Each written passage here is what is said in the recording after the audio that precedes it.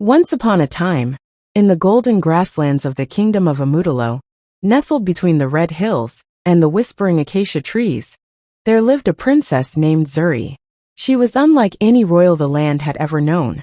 Not for her beauty, though her skin shimmered like the river's surface at dawn, nor for her intelligence, which many underestimated. No, Princess Zuri was infamous for her laziness.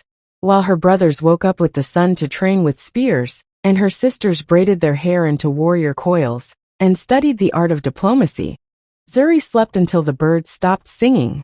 She would wander through the palace gardens in her wrappers, humming to herself, feeding goats, or lying beneath mango trees eating fruits that fell into her lap. The elders of the court whispered behind closed doors, and her father, King Abadil the lion, would sigh deeply each time he glanced in her direction. "She is clever," he once told the queen. "But what use is cleverness if it lies beneath a blanket all day?" What they didn't know, what no one knew, was that Zuri was watching. Always watching. She heard more while lying on palace rooftops than the soldiers did with their ears pressed to war drums. She learned more from eavesdropping beneath the market stalls than the ministers did from scrolls. One day a crisis came to Amudalo. A sorcerer named Mwenda, cloaked in dust and night, came to the palace with a challenge. He offered the kingdom a riddle sealed in a scroll, one he claimed no mind could solve. "Fail," he declared, "and I shall take the throne and rule as I see fit. Succeed, and I will bless this land with protection for 100 seasons." The king, proud and full of old wisdom, accepted. For 7 days and 7 nights, the kingdom's finest minds tried and failed. Every prince, priest, and philosopher fell short. Mwenda stood, grinning like a hyena at a carcass, his staff humming with dark magic.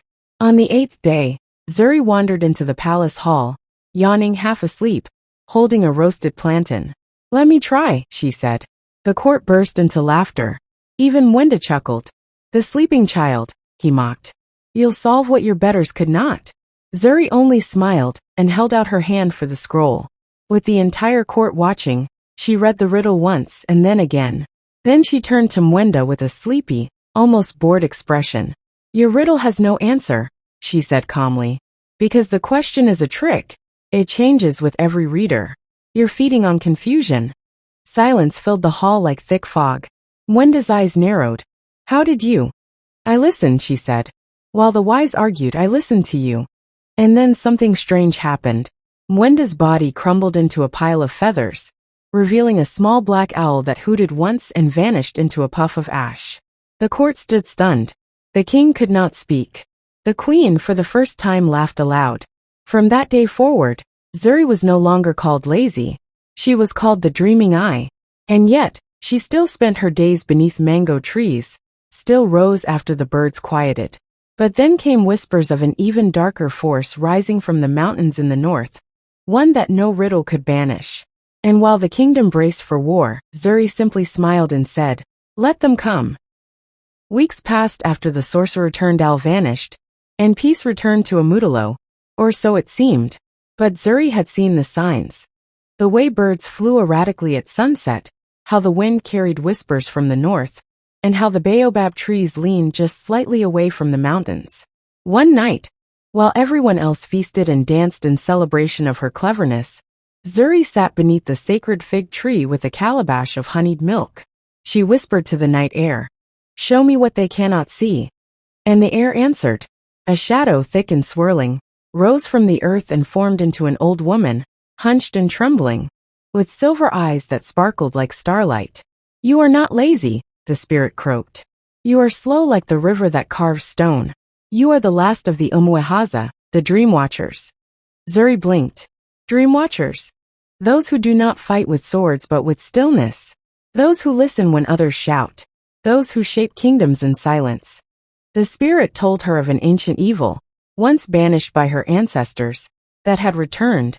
The devourer of voice, a creature that fed not on flesh but on truth. It was crawling its way back from the northern mountains, hiding in false kings, greedy merchants, and jealous hearts. By the time it reached Amudalo, no one would know what was real. "But how do I fight something that hides and lies?" Zuri asked. The spirit smiled and tapped her forehead. "With dreams." That night Zuri entered the dreaming. She wandered through the sleeping minds of her people, seeing their fears, their doubts, their forgotten hopes. And in one dream she saw it, the devourer. It had taken the form of a beautiful woman in golden robes, whispering into the ear of the king, planting mistrust in the council, turning brother against sister. Zuri woke before dawn and gathered the palace cats, creatures who, in a Mutulo legend, could smell a lie as easily as they smelled milk.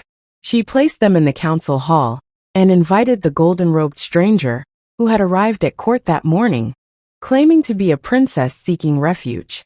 As the woman stepped into the hall, the cats hissed and leapt away, eyes wide with terror. Zuri stood. "No more riddles. No more games," she said. "You are beauty like a mask, but I see you. Leave this kingdom before the sun touches the tallest hill, or I will cast you into the dreaming forever."